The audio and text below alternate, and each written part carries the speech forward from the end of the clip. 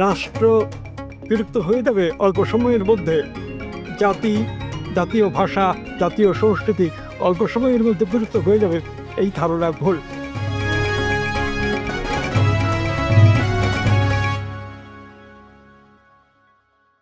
রাজনীতিকে গুরুত্ব দিতে হবে এবং রাজনীতির এই গুরুত্ব বিষয়টা জনসাধারণকেও বোঝানো দরকার।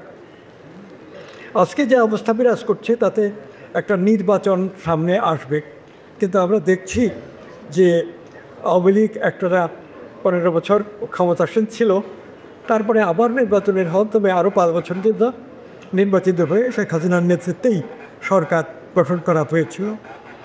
তাতে এই যে হাসিনা শাসনকালে সমাজের ভেতরে যেসব অন্যায়, অবিচার, মানুষের উপরে নির্যাতন এগুলো হয়েছে, সেগুলো মানুষকে বিক্ষুব্ধ করেছে ভেতরে ভেতরে।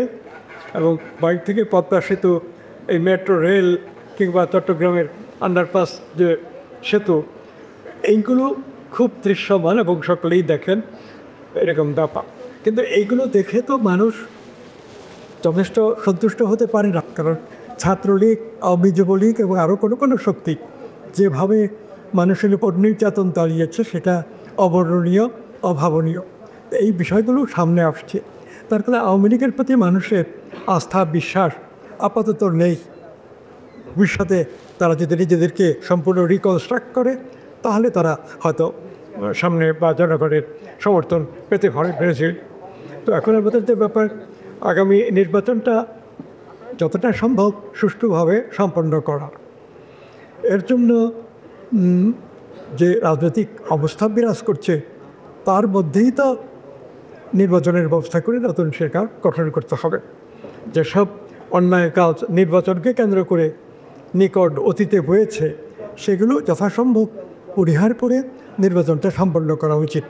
সম্পূর্ণরূপে ভালো একটা নির্বাচন করে ফেলা যাবে এটা আশা করলে ভুল হবে।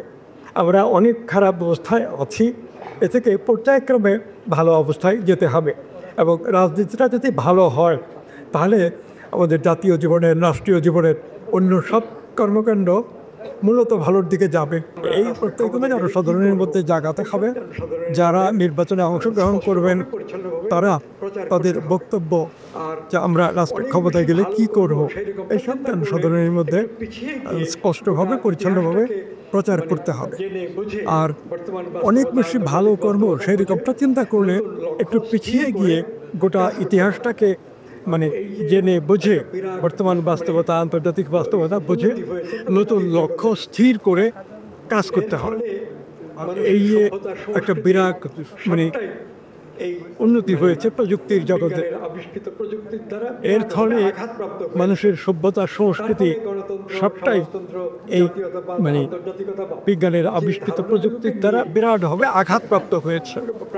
তার ফলে গণতন্ত্র, সমাজতন্ত্র, জাতীয়তাবাদ, আন্তর্জাতিকতাবাদ যে ধারণাগুলোকে নিয়ে প্রায় 200 বছর ধরে মানব জাতি এগোচ্ছিল, তার মধ্যে একটা বিশৃঙ্খলা সৃষ্টি হয়ে গেছে। এখন গণতন্ত্রের কথা বলতে গেলে অবশ্যই ব্যাখ্যা বিশ্লেষণ করে বলতে হবে যে বাংলাদেশের জন্য কীরকম গণতন্ত্র আমরা চাই।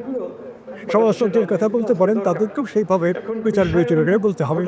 জাতীয়তাবাদ, আন্তর্জাতিকতাবাদ, এই বিষয়গুলো বাংলাদেশের রাজনীতিতে আজকে দরকার।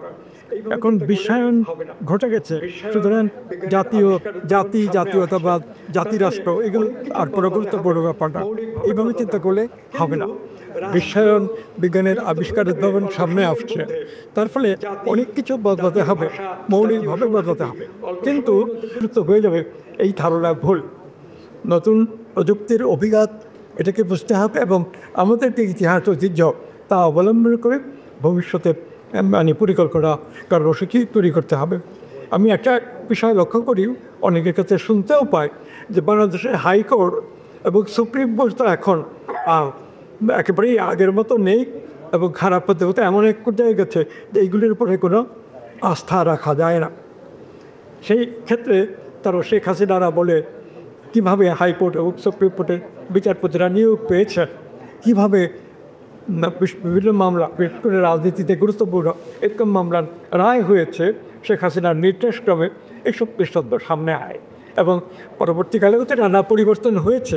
এই পরিবর্তনে হাইকোর্ট এবং সুপ্রিম কোর্ট যে মানে বিচারকরা নিজেদের বিচার বুদ্ধি অনুযায়ী বিচার করেছেন তা না, এরকম নানান কথা সচরাচর লোকজনের মুখে শুনতে পাই এবং এই কথাগুলো অমূলক নয়। আর গভীরভাবে দেখতে গেলে মানে গোটা রাষ্ট্র ব্যবস্থা, প্রশাসন ব্যবস্থা, বিচার ব্যবস্থা, শিক্ষা ব্যবস্থা সবগুলোই ভেতর থেকে নষ্ট হয়ে আছে। এইগুলো মনে রাখতে হবে আগামী নির্বাচনের সময়ও। এবং এটা তো মানে 5 বছর বা 10 বছর সময়ের মধ্যেই এটা শেষ করে ফেলা যাবে না, এর জন্য আরও দীর্ঘ সময় লাগবে, প্রস্তুতি লাগবে। কিন্তু আমরা যাত্রা আরম্ভ করছি এবং আমরা ধীরে ধীরে উপরে উঠব, উন্নতির দিকে যাব। পাবলিক রিঅ্যাকশনে আপনার মতামত দিন। আপনার মতামতই পারে দেশ গঠনের নতুন পথ দেখাতে। পাবলিক রিঅ্যাকশন, দেশ গড়ায় আপনার মতামত।